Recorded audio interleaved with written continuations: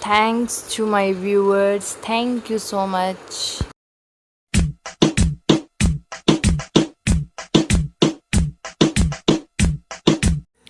Hello students, आज हम कर रहे हैं क्लास 11th का। ये हमारी क्लास 11th है और उसका है chapter 2, relation and function.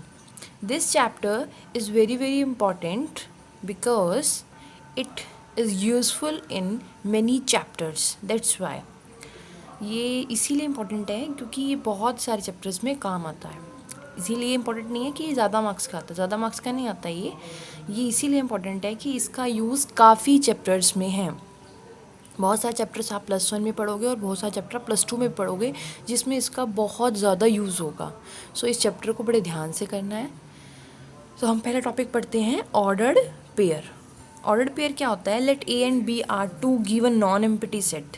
A and B are two given non empty का मतलब खाली नहीं है, उनमें कुछ ना कुछ है। Let A belongs to capital A and B belongs to capital B, then an element of the form A B is called the ordered pair. जैसे आप एग्जांपल से समझो इसे।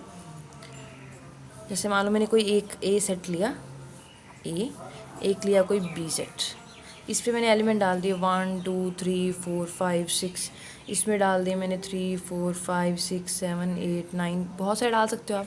तो एक एलिमेंट ए का लेना और एक बी का लेना। जैसे मैंने ले लिया, मान लो 1 3, फिर ले लिया 1 4 1 5 1 6 1 7 1 8 1 9, मतलब 1 की सबसे की 5 से 6 से 7 से 8 से फिर 9 से, फिर 2 की बारी 2 3 2 4 2 5 2 6 2 7 2 8 2 9, फिर ऐसे 3 से 2 की सबसे होगी, फिर 3 की सबसे 3 3 3 4 3 5 सोन 3 9 तक। ऐसी फिर 4 की करेंगे, 4 की 3 और फिर 4 की 4 अप टू सोन 4 की 9 तक, फिर 5 की 3 से अप टू सोन 5 की 9 तक, फिर 6 3 से लेकर 6 की 9 तक। तो ये बहुत सारे जो हमारे पास एलिमेंट्स आ गए हैं, ये जो ये पेयर है ऐसा, इसको बोलते हैं हम ऑर्डर्ड पेयर। कि एक एलिमेंट यहाँ से देखो, ये आगे वाला ए का होगा, पीछे वाला किसका होगा? बी का। ये ऑर्डर्ड पेयर है। क्लियर हो गया? आगे बोल रहा है ये, आगे समझो। This thus in ordered pair A comma B, a is regard as the first element. जो ये आगे वाला एलिमेंट है जिसको हम जैसे बोल रहे हैं ए कोमा बी की फॉर्म, ये आगे वाला एलिमेंट आपका फर्स्ट एलिमेंट होगा, सेकंड वाला पीछे वाला एलिमेंट बी जो आपका सेकंड एलिमेंट होगा। क्लियर? ये पार्ट समझ में आ गया? दोबारा फिर देख लो। A and B are two given non empty set. Non empty का मतलब कुछ ना कुछ है इसमें। Let A belongs to A and B belongs to B. A जो है ए में से है, जो आगे वाले में से, जो आगे वाले एलिमेंट है, ये जो हम ऑर्डर पेयर लेते हैं ना, ये वाला ऑर्डर पेयर, इसमें ये आगे वाले एलिमेंट से होगा, मतलब इस वाले सेट से, ये पीछे वाले सेट बी से होगा। तो इसको हम बोलते हैं ऑर्डर पेयर, इस पेयर। ठीक है? और हमें बता दिया कि आगे वाले एलिमेंट को क्या बोलते हैं? First element. पीछे वाले को बोलते हैं सेकेंड एलिमेंट। आगे करते हैं। It is evident from the definition that first it is a comma b is not equal to b comma a। ये कह रहा है कि a comma b, जैसे मान लो अभी आपने इसमें पढ़ा होगा, यहाँ पर कोई भी एलिमेंट ले लिया, जैसे आपने 3 comma 4 और 4 comma 3 ले लिया, तो जो ये एलिमेंट हैं ये दोनों अनइक्वल हैं।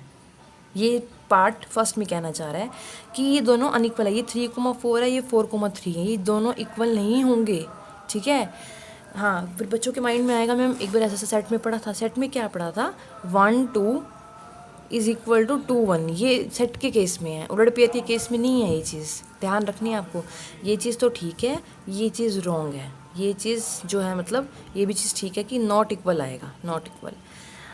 हाँ, अगर आपसे कोई पूछता है कि इक्वल कब होंगे, जैसे सेकंड पार्ट में ए कोमा बी और सी कोमा डी इक्वल हैं, कहता है इफ़ एंड ओनली इफ ए सी के बराबर होने चाहिए। पहले वाला पहले वाले के इक्वल, दूसरे वाला दूसरे वाले के इक्वल। मतलब ऐसे 3 कोमा 4 तभी इक्वल होंगे जब 3 कोमा 4 होंगे। 3 3 के इक्वल होगा, 4 4 के इक्वल होगा। ठीक है? जैसे एग्जाम्पल से एक और करते हैं हम लोग। मान लो कोई ऐसे देता है a-2 and b-1 equal to 4 coma 5। तो आपसे बोलता है कि ए और बी की वैल्यू निकालो, तो हम ऐसे लिखेंगे क्वेश्चंस में a-2 is equal to 4 and b-1 equal to 5। यहाँ से a की वैल्यू 6 आ जाएगी और b की वैल्यू कितनी आ जाएगी? b की वैल्यू आ जाएगी वो भी 6।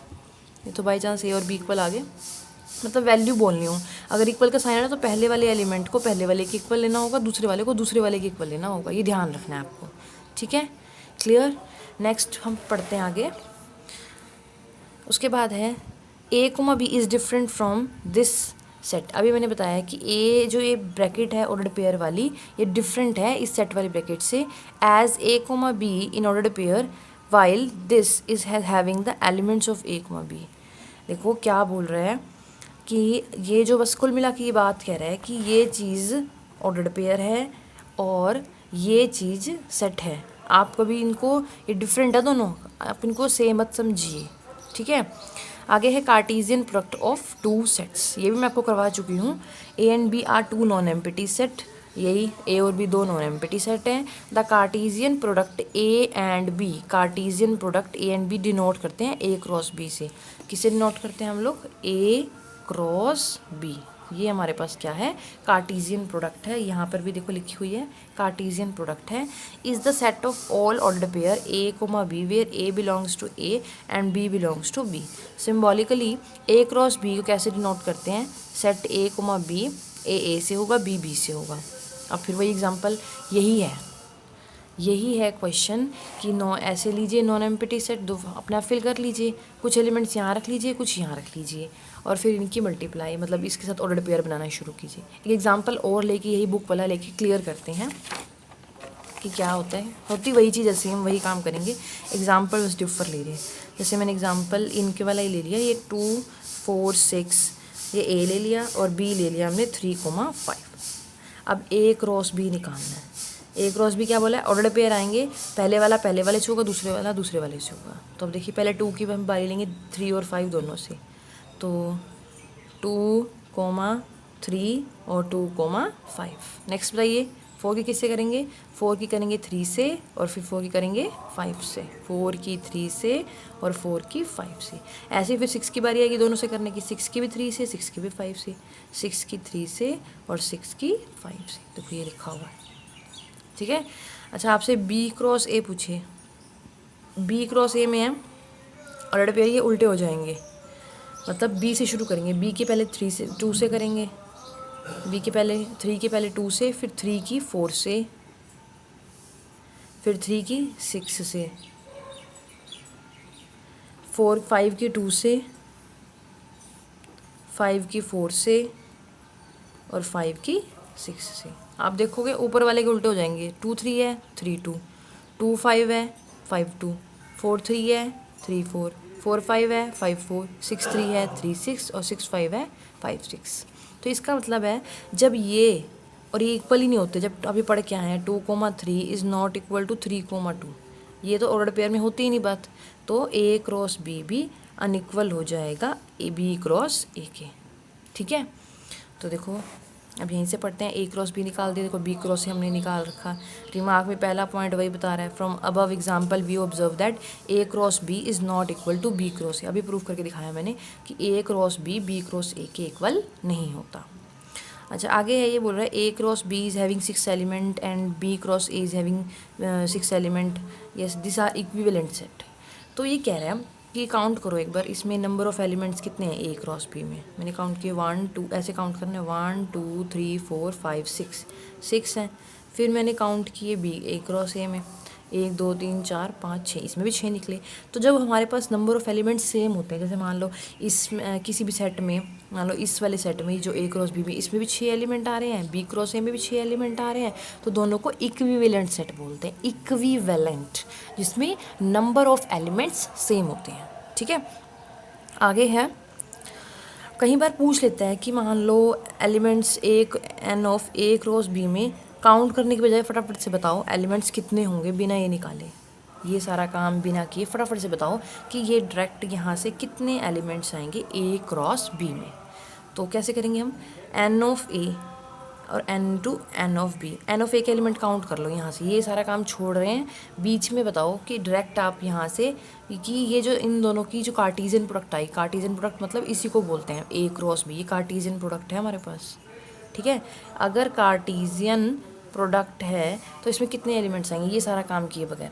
तो हमने N of A number of elements कितने हैं, 1 2 3, 3 लिख दिए, बी में कितने हैं 1 2 तो 2 लिख दिए और कर दो दोनों की मल्टीप्लाई तो कितना हो जाएगा 6, ठीक है ना। तो कितने हो जाएंगे यहाँ पे 6 एलिमेंट्स निकल आएंगे।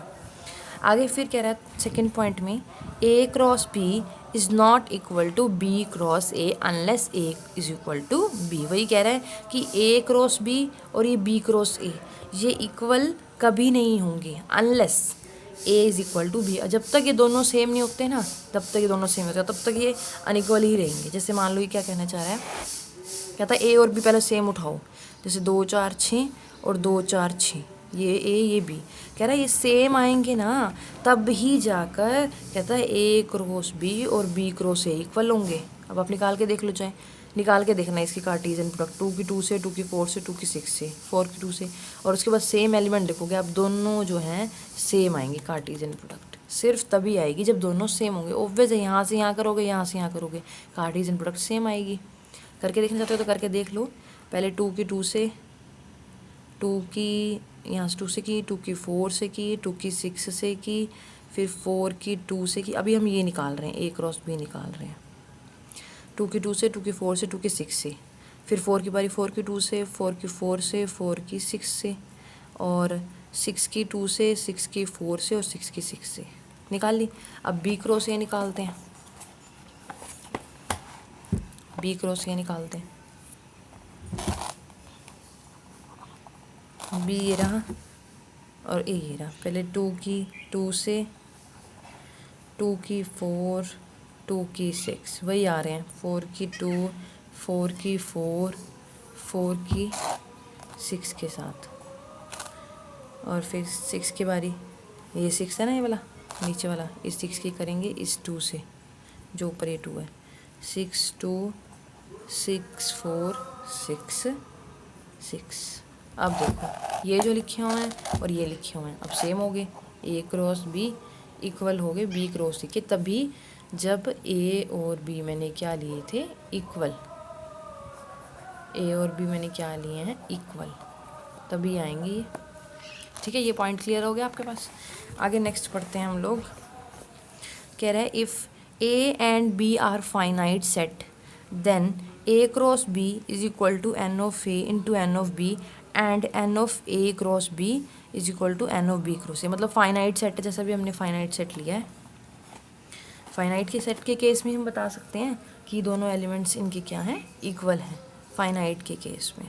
ठीक है, फाइनाइट मतलब नंबर ऑफ एलिमेंट्स, इनफाइनाइट ना हो, ऐसे डॉट डॉट ना लगा रखा हो, फाइनाइट नंबर ऑफ एलिमेंट्स।